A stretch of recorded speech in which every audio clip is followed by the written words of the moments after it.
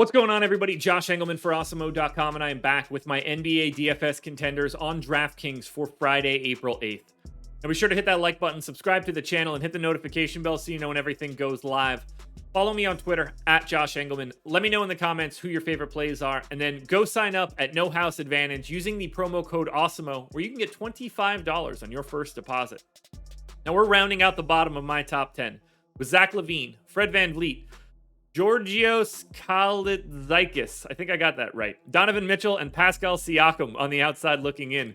Who will be my favorites? My top 5 plays for today? Time to find out. In first at number 5, we have Melvin Frazier. He's on Oklahoma City, for those that don't know. Shooting guard eligible, 3,100, projected for 25. The goal is 32. He's in the optimal lineup 20% of the time.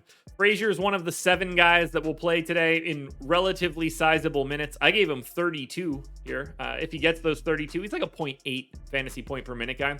23% usage, 14 points, 5 boards, 2 assists, and a steal. Taking on a not very good Los Angeles Lakers team. I mean, this is a Lakers team that wasn't very good when their stars did play. So imagine what's going to happen when they don't. It doesn't get any simpler than this. Melvin Frazier's probably going to play 30 minutes today. He's $100 above the minimum. Next up at number 4, we have Stanley Johnson. He's power forward eligible, 3,700, projected for 31. The goal is 35. He's in the optimal lineup 23% of the time. Basically everything I just said about Melvin Frazier is the same for Stanley Johnson, only he's on the opposite team. 34 minutes for Johnson here, 16% usage, 13.6 boards, 3.5 assists, and 2 stocks. He gets the benefit of facing the Oklahoma City Thunder, who are somehow even worse than the Lakers are.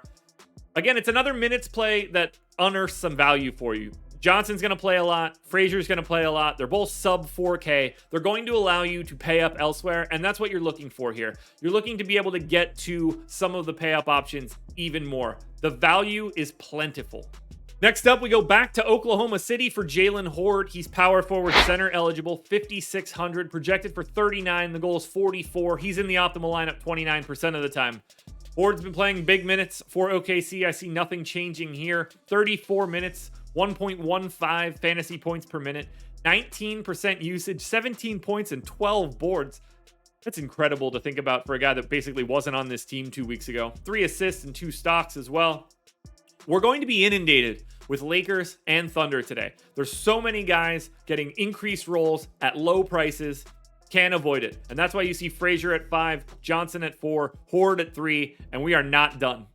We go back to the Lakers at number 2 for Malik Monk. He's point guard, shooting guard eligible, 5,600, projected for 40. The goal's 44. He's in the optimal lineup 34% of the time. Now, Monk's going to shoot it. 33 minutes. We're talking 1.2 fantasy points per minute here against OKC. 25% usage, 22 points, 5 boards, 4 assists, and a stock and a half.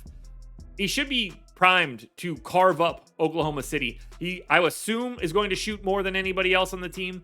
There may be one other option here that we're going to get to as well, but Monk is going to be looking for a shot, and he should have no problem getting there. Again, we're basically stacking the late night hammer for tonight. It's not going to feel good. You're going to have probably some weird stuff happen with the lineups as we get closer to lock, but you're going to be here aggressively, and it doesn't get much better than Malik Monk. Now, before we get to that number 1 contender, one last reminder, hit the like button, subscribe to the channel, hit the notification bell so you know when everything goes live. Follow me on Twitter, at Josh Engleman. Let me know in the comments who your favorite plays are, and then go sign up at No House Advantage using the promo code Awesemo. This one's not even close. Your number 1 contender for today is Talen Horton-Tucker. He's shooting guard, small forward eligible, so you could also put him at guard forward and utility. He's 3,800, projected for 38.5. The goal is 35.5. He hits that 60% of the time. He's in the optimal lineup 44% of the time. I gave him 34 minutes. If you told me he played more, I don't even think that would be surprising. We're talking about 1.2 fantasy points per minute, 19 points, 6 boards, 5 assists, and 2 stocks. At his price, it's basically impossible for Talen Horton-Tucker to fail. He should be in every cash lineup you make, and there's a decent chance he should be in every GPP lineup you make as well. Barring injury, I don't think that he can fail here.